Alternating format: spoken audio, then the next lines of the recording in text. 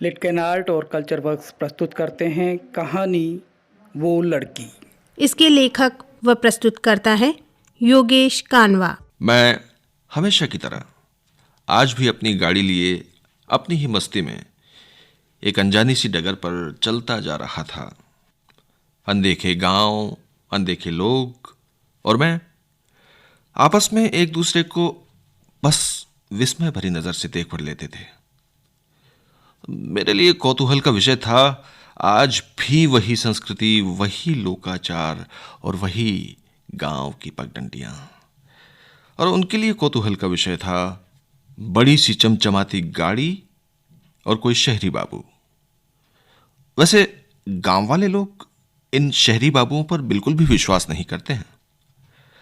सभी उनकी नजर में छलिए हैं, झूठे, फरेबी और मक्कार। हाँ, चलते चलते जोर की प्यास लगी थी। आज पहली बार हुआ था कि मैं जल्दबाजी में पानी की बोतलें गाड़ी में रखना ही भूल गया।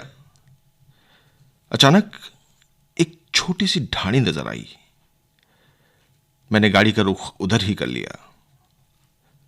आदिवासी ढाणी में कोई शहरी बाबू, कोई अजनबी सा व्यक्ति, सभी सहमे से अपनी अपनी झोपड़ियों में। मैं पानी पीना चाहता था, पर किससे कहूं? कोई भी नजर नहीं आ रहा था। अचानक एक लड़की दिखी। लड़की क्या थी? बस मानो तांबई रंग में रंगी स्वर्ग की कोई अप्सरा थी। मैं अवाक सा उसे निहारने लगा। भीलों की इस ढाणी में इतना अप्रतिम सौंदर्य। मैं अपनी प्यास ही भूल गया। ठंडी सर्द हवा के झोंकों में भी तरबतर अनुपम सौंदर्य के सामने मैं मौन, निस्तेज सा उसके सामने खड़ा पत्थर की मूरत सा। उसकी गहरी झील सी आंखें एक सवाल छोड़ती सी। मेरा तरबतर चेहरा शायद कोई जवाब ना दे पाया उसे, इसलिए उसने अपनी ही बोली में मुझसे कुछ सवाल किया। मैं उसकी भाषा समझ नहीं पाया, बस अपना हाथ ओक बनाकर मुंह तक ले गया। वो समझ गई थी मैं प्यासा हूं।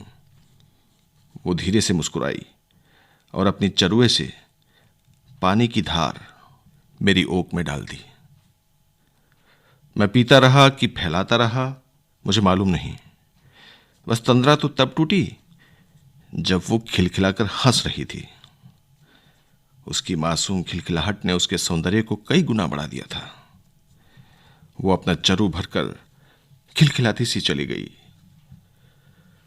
मैं विवेक शून्य सा वहीं उकड़ू बैठा रहा ओक किए। मैं भूल गया था जंगल के बीच अनजानी सी ढाणी में आदिवासियों के बीच था। मेरी तंद्रा तो तब टूटी जब मैंने अपने चारों ओर 5-7 लोगों को पाया। भाषा की दीवार के कारण उनकी बात मैं नहीं समझ पा रहा था। मैंने उन्हें कुछ इशारों से समझाने की कोशिश की, पर सब बेकार। ना वो मेरी बात समझ पा रहे थे और ना मैं उनकी बात समझ पा रहा था।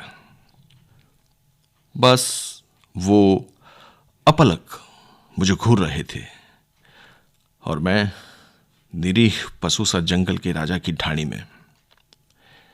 स्थिति की भयावहता में भी मेरे ख्यालों में केवल वही आदिवासी लड़की, उसकी वो खिलखिलाहट और मैं बुत बना ओक किए। सहसा ही एक आदिवासी ने मेरा हाथ पकड़ झिंझोड़ा। मैं अब पहली बार भीतर ही भीतर बेहद डर गया था।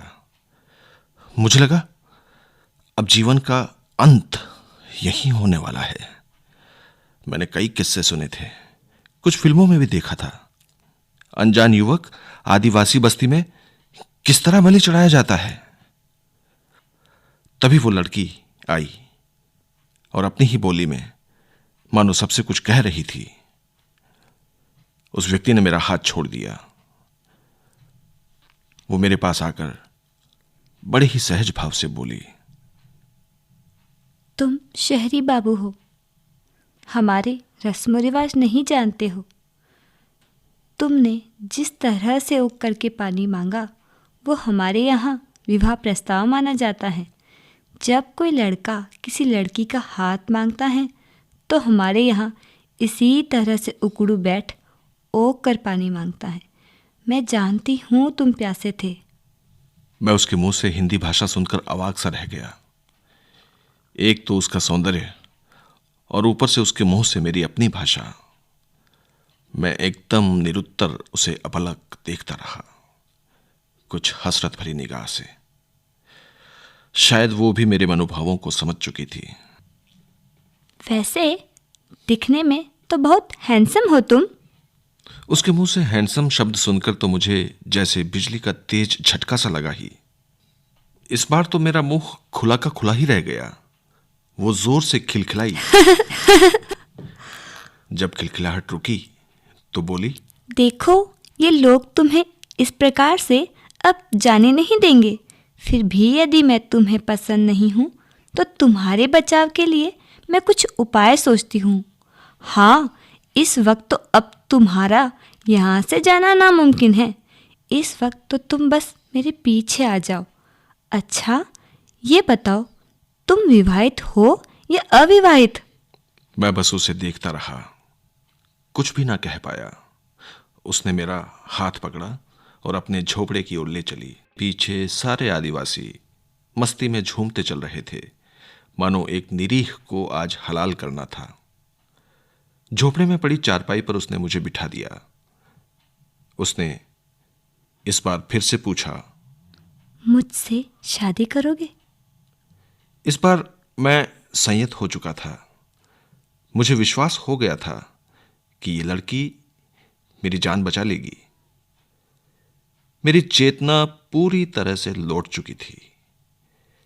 मैंने हिम्मत कर उससे हां कर दी और उसी रात हम दोनों विवाह बंधन में बंध गए। कहाँ खो गए हो जनाब? मैं तो यहाँ हूँ। अरे हो, बस यूं ही हमारी पहली मुलाकात और हमारी शादी को याद कर रहा था। ओह, तो तुम्हें पछतावा हो रहा है कि यदि उस दिन तुम हमारी बस्ती नहीं आते तो? नहीं रे, सोचता हूं यदि नहीं जाता तो तुम जैसी अप्सरा कहां मिल पाती।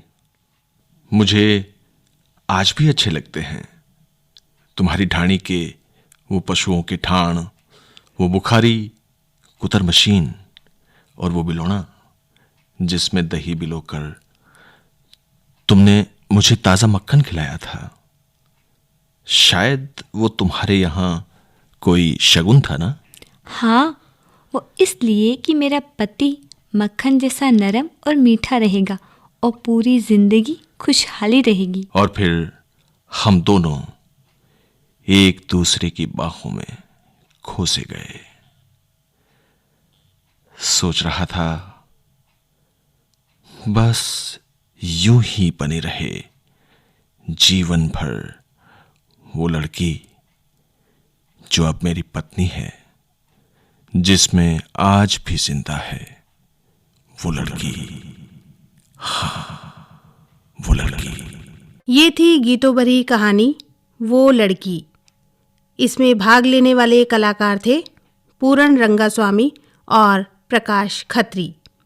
इसके लेखक, निर्देशक व प्रस्तुतकर्ता थे योगेश कानवा।